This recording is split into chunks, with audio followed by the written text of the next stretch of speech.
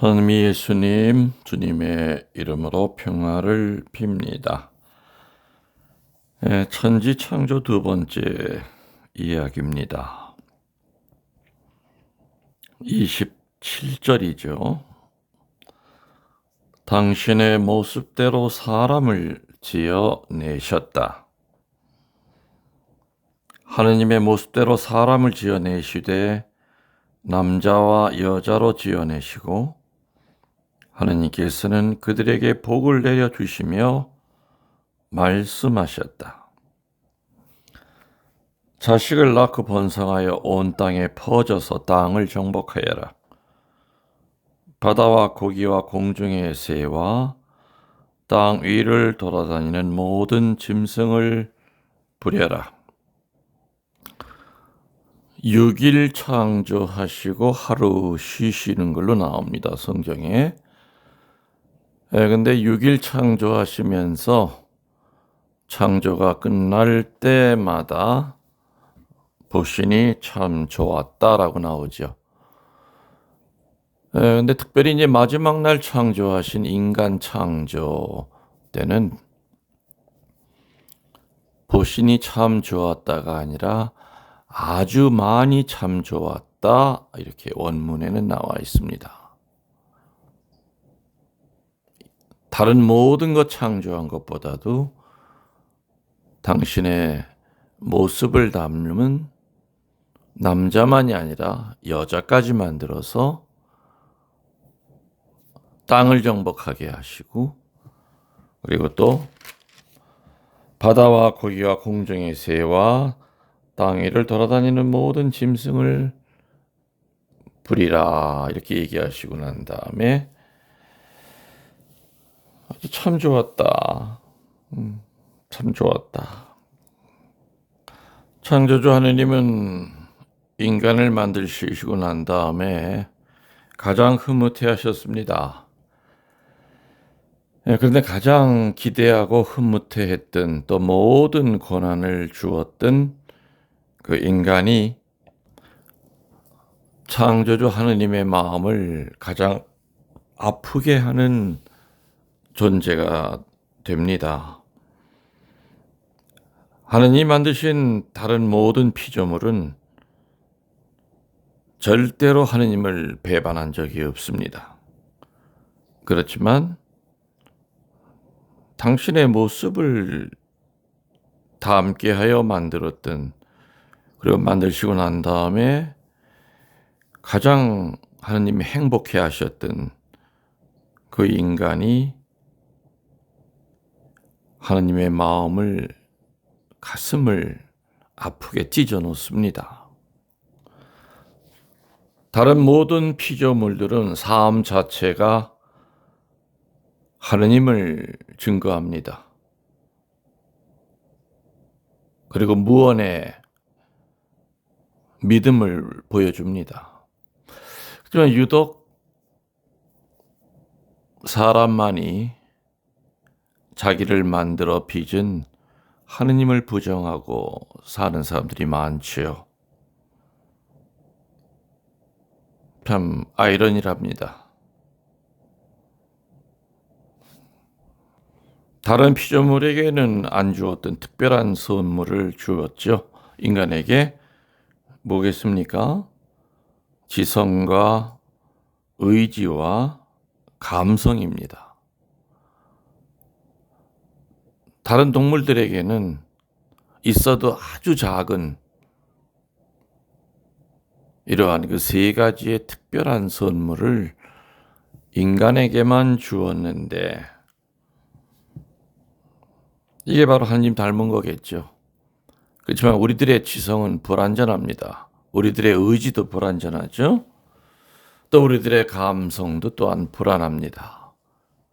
그러나 하느님은 완전한 지성이요, 완전한 의지요, 완전한 감성이지요. 하여튼 그 닮은 거를 닮게끔 거기서 띄어서 분명히 주셨는데, 그 지성을 가지고 자기를 만든 하느님을 배반합니다. 그래서 세상에는 하느님이라는 말만 들어도 코웃음 치는 사람들이 많이 있습니다. 하느님을 믿는다는 것은 그래서 결코 쉽지 않습니다. 인간의 작은 두뇌로 하느님을 인식하려는 거, 그 참 무리한 일이죠. 여러분들 성 아우구스티누스가 마니교회에서 천주교로 개종하고 난 다음에 천주교 교리를 배우면서 도저히 풀리지 않았던 그거 하나가 뭡니까? 하느님은 한 분이면서 삼위라는 얘기입니다. 삼위일체의 도리를 그 머리 좋은 아우구스티누스는 머리로 어떻게 그거를 이해해 보려고 했지만은 이해가 되질 않았죠. 아주 머리가 빠개질 듯이 아파서 어느 날 바닷가를 거닐고 있는데 조그만 아이가 그 바닷가에다 조그만 구멍을 파고 조금 바닷물을 갖다 붓더랍니다. 작은 구멍에 물이 채워지고 그 나머지는 구멍 안으로 들어가질 않죠. 그래서 참 저 아이 어리석은 짓을 한다 하면서 얘야 물이 다 채워졌는데 왜 자꾸 물을 갖다 붓니 하니까 그 아이 하는 얘기가 요 작은 구멍 안에다가 바닷물을 전부 다 집어넣으려고 합니다. 그러더니 그 아이는 사라졌다고 그러죠. 그때 아우구스티누스 성인은 깨달은 겁니다. 그래, 이 유한한 머릿속에 무한한 하느님을 다 인식하려고 하는 것 자체가 이게 얼마나 바보짓이냐. 그래서 아우구스티누스 성인은 어린아이로 변장해서 내려온 그 천사의 그 가르침을 듣고 무릎을 꿇고 이제는 믿을 뿐이옵니다 라고 얘기했다고 하죠. 인간들은 아무리 머리를 써서 노력을 해봐야 있는 질서를 발견할 뿐이지 창조하지는 못합니다. 눈에 보이는 자기 자신의 그 생명의 신비도 깨닫지 못하는 것은 말할 것도 없고요. 한 포기의 풀, 한 송이의 꽃의 신비도 해명되질 않습니다. 그리고 그 꽃에서 나오는 향기도 우리는 해명할 길이 없습니다. 또 설령 어떤 궁금했던 것이 해명되었다고 하더라도 다시 새로운 신비 앞에 인간들은 늘 섭니다.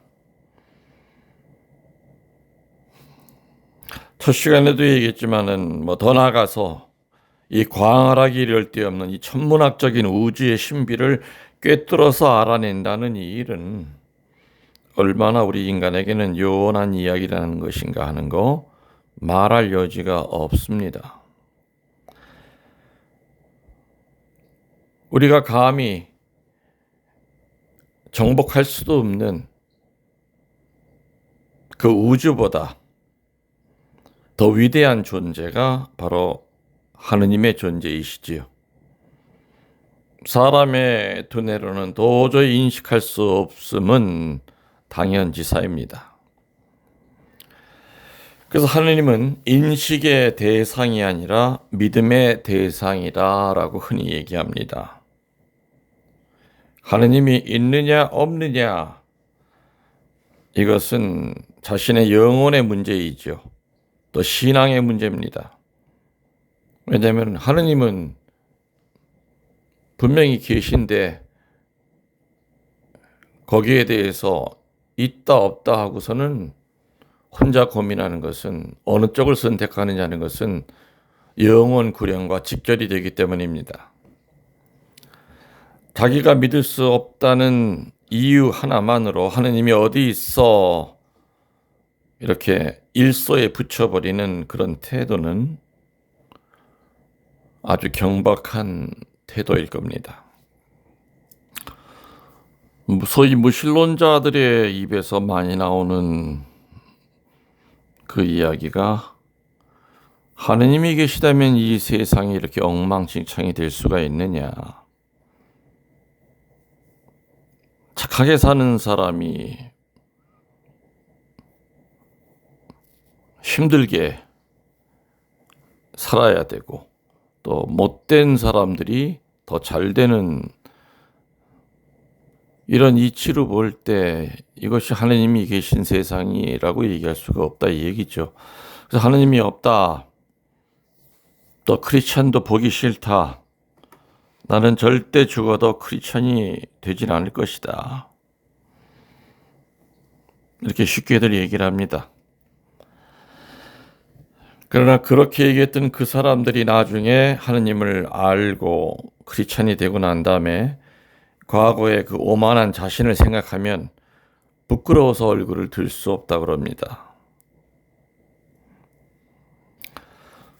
구약성서 1장에는 여러분 다 읽어보셨겠지만 하느님이 천지 창조하시고 모든 동물과 식물을 만드시는 일이 기록되어 있습니다.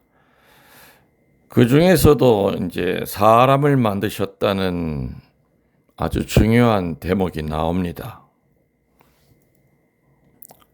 다시 한번 말씀드리면은 27절이죠. 당신의 모습대로 사람을 지어내셨다. 당신의 모습대로 사람을 지어내시되 남자와 여자로 지어내시고 하느님께서는 그들에게 복을 내려주시며 말씀하셨다. 자식을 낳고 번성하여 온 땅에 퍼져서 땅을 정복해라. 그리고 바다와 고기와 공중의 새와 땅 위를 돌아다니는 모든 짐승을 부려라. 하느님이 당신의 형상대로 사람을 창조하셨다는 이 말씀이 무슨 뜻인지 우리 분명히 짚고 넘어가야 될 겁니다. 이것은 분명히 우리 인간의 영에 대한 말씀이겠죠. 왜냐하면 하느님은 육체를 갖고 계시지 않는 분이시지요. 그래서 그리스도는 하느님은 영이시다라고 얘기를 분명히 하셨습니다.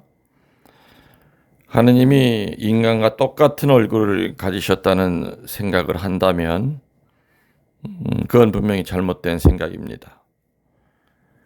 인간은 하느님을 닮은 하느님의 영을 받은 것이다. 즉 하느님은 인간의 영의 원형이다 이렇게 얘기합니다. 전에 주일학교 아이들 강론이 끝나고 나니까 세상 창조 얘기를 강론 때 좀 했습니다. 하느님이 인간을 만드셨다는 거. 그들이 그 얘기를 듣던 어떤 꼬마 하나가 손을 들더니 신부님 질문이 있습니다. 뭐니? 그랬더니 그럼 인간을 만드실 때 남자와 여자를 만드신 거 그리고 흑인, 백인, 또 황색 인종 이렇게 여러 인종들도 그때 만드셨습니까? 그러길래 제가 뭐라고 그냥 즉흥적으로 생각이 나서 아이들한테 그렇게 농담으로 얘기한 적이 있었는데 뭐라 그랬냐면은 하느님이 인간을 진흙으로 빚으셨다는 거 알지 않니? 예. 진흙으로 빚으면은 밀가루 이렇게 반죽해서 빵이 되려면 어떻게 되지? 구워야 되지요. 그래, 그래서 하느님 모습대로 인간을 진흙으로 빚고 난 다음에 잘 구웠지. 잘 구워졌겠다 싶어서 이렇게 꺼냈더니 하얘 덜 익은 거야. 그게 백인이란다. 그 다시 또 반죽을 해서 다시 오븐에다 놓고 구웠어. 요번에는 잘 익었겠지 하고 했더니 새카맣게 탔어. 그게 바로 흑인이란다. 그래서 이 두 가지의 경험을 잘 살려서 세 번째로 아주 그냥 노릿노릿하게 이쁘게 빵처럼 구워낸 것이 바로 황인종이다. 그래서 우리 동양인들은 자부심을 가져야 된다. 주일학교 아이들한테 어떻게 그냥 즉흥적으로 나왔던 이 말을 하고 나서도 참 제가 기가 막히게 그 말이 나왔다는 생각이 들었습니다. 그래서 미국 가서 교포들한테 강의할 때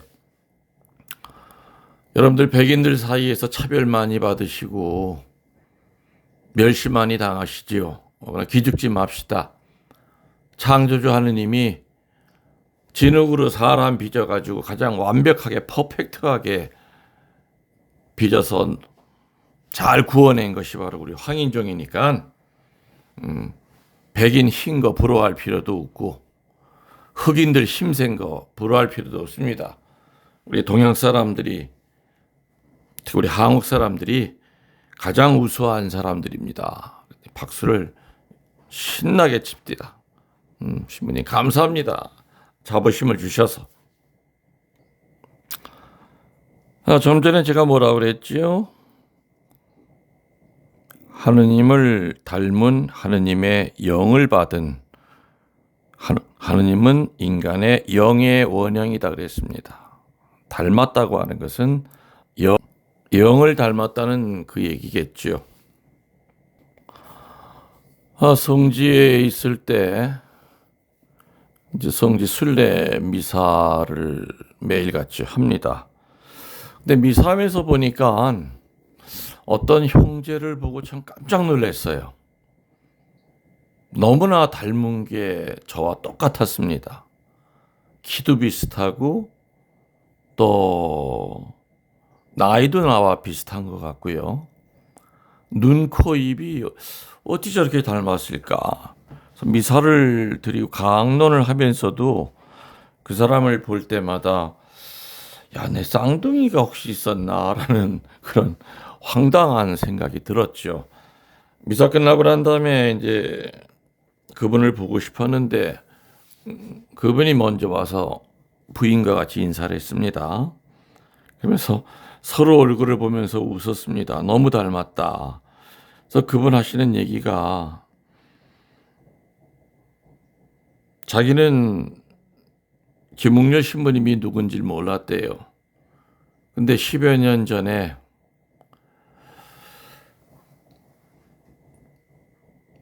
예비자 교리에 들어갔는데 그때 기존 신자들이 자기를 보더니 아무개 신부님이랑 너무 닮았다. 그래서 그 신부님인 줄 착각할 정도로 닮았다. 나도 그 신부님이 피정지도 하고 되게 많이 알려진 신부님이다. 그래서 그때부터 그분은 나를 되게 보고 싶어 했대요. 그러다가 평화방송에서 방송하는 거를 보고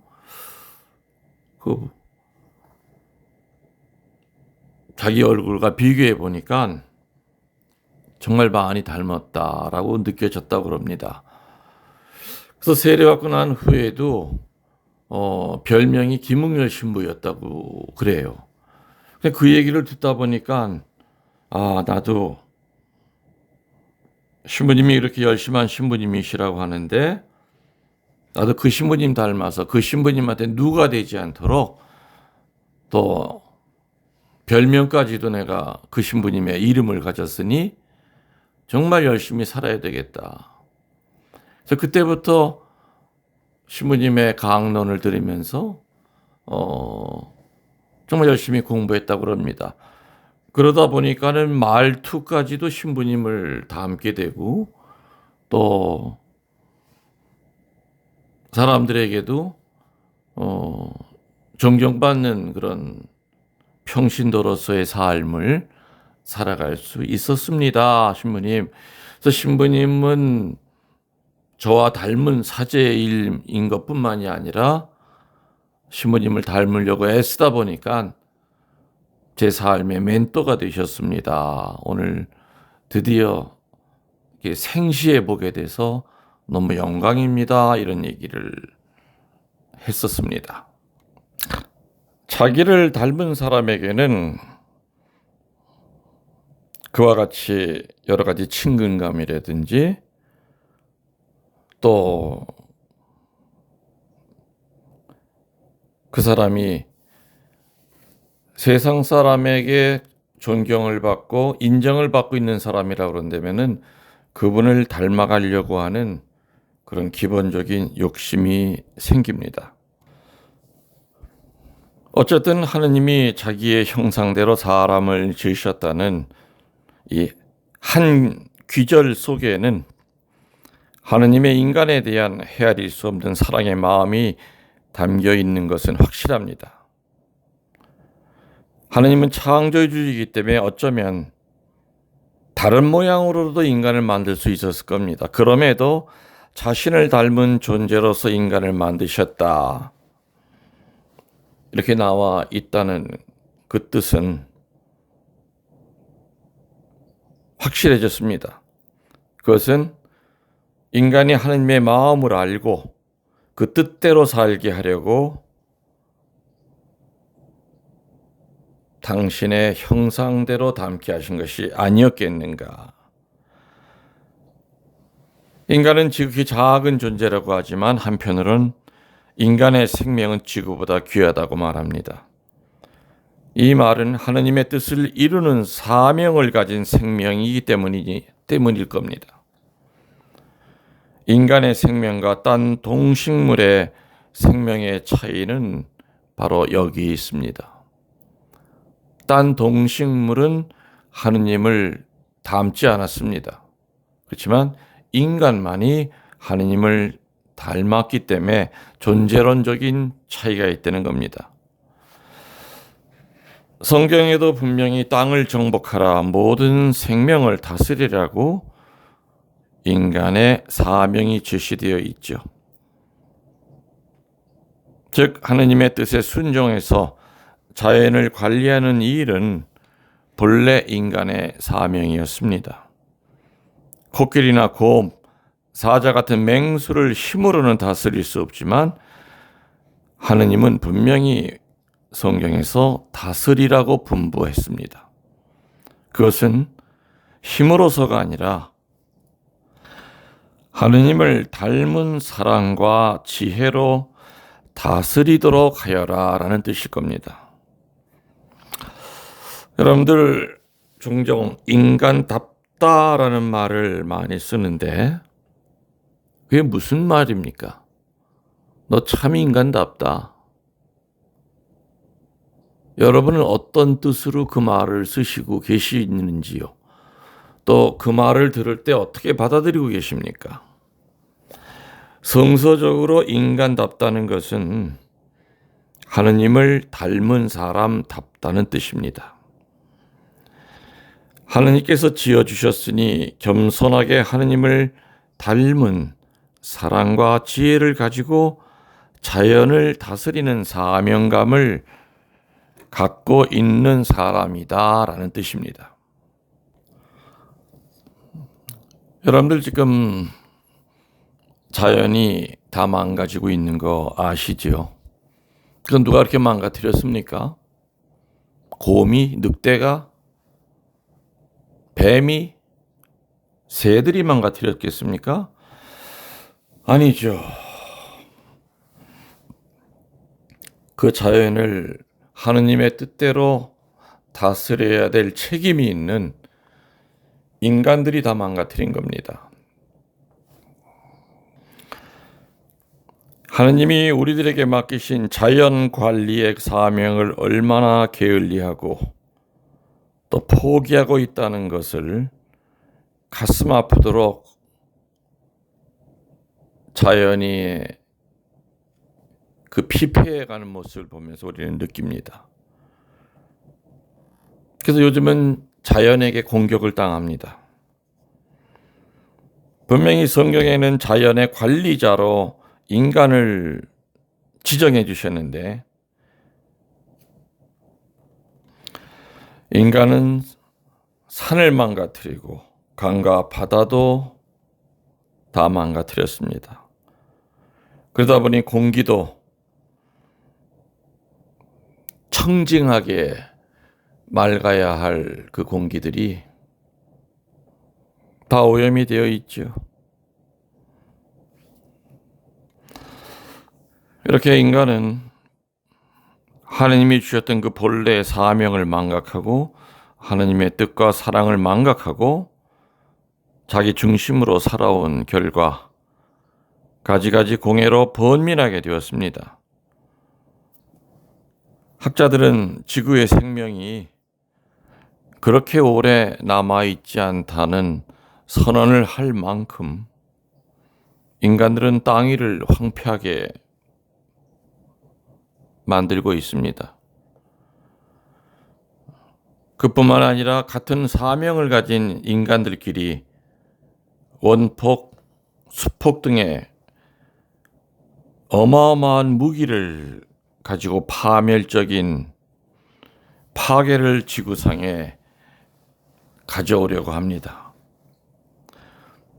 전 세계에 있는 그 원자탄을 동시에 누르면은 정말 지구가 쪼개진다고 그럽니다. 그리고 모든 종이 전부 다 멸망이 된다고 그럽니다. 하느님이 주셨던 그 하느님의 지혜와 자유의지를 끝없는 욕심을 채우기 위하여 사용하게 되었을 때 우리 인간들은 스스로 자기 목을 조이는 결과를 초래합니다. 하느님을 배반하고는 인간의 지혜는 이미 본래 사명을 다하지 못할 겁니다. 그래서 구약 성서에는 창조자이신 하느님으로부터 인간이 어떻게 떠나갔으며 타락하고 추한 결과를 노출하게 된 그 모습이 곳곳에 그려져 있습니다. 그래서 어쩌면은 인간의 본성을 파헤치는 최고의 문학이라고 호칭받기에 부족함이 없고 그래서 지극히 드라마틱하기도 합니다. 다른 모든 피조물보다 만드시고 난 다음에 가장 보기 좋았다고 하셨다고 그런다면은 창세기 3장에 나오는 그 인간들의 그 타락은 잘못 만들어졌기 때문이 아니라 하느님이 실수로 뭔가 제대로 만들었기 때문이 아니라 뭔가 부품을 제대로 쓰지를 못했기 때문이 아니라 분명히 남자와 여자로 만들었을 때는 하느님의 가장 귀한 것들을 다 그 영에다 다 집어넣었던 겁니다. 그래서 하느님 잘못이 아니죠. 인간의 타락은. 태초에 모든 것을 지으시면서 특별히 사람에게 당신의 가장 귀한 것을 주면서 세상을 잘 관리하라고 다스리라고 했지만 인간은 하느님이 주신 그 선물을 가지고 인간답게는 바로 하느님을 닮은 사람답게라는 뜻이라고 그랬습니다. 선영하지 못하고 이기적으로 악용하고 살았기 때문에 이 지구는 이제는 황폐해질 대로 황폐해졌고 모든 자연은 이제는 사람들에게 보복을 하기 시작하고 있는 겁니다.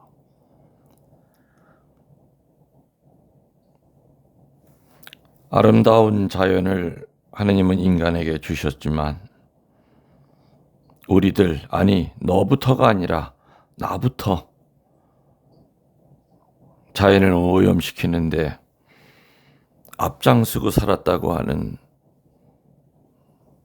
그 마음을 그 회개하는 마음으로 지금부터라도 자연을 살리도록 우리들이 애를 써야 될 겁니다. 여러분들 태초부터 여러분들을 사랑했습니다. 전능하신 천주 성부와 성자와 성령께서는 이 강의를 듣는 모든 이들에게 강복하소서. 아멘.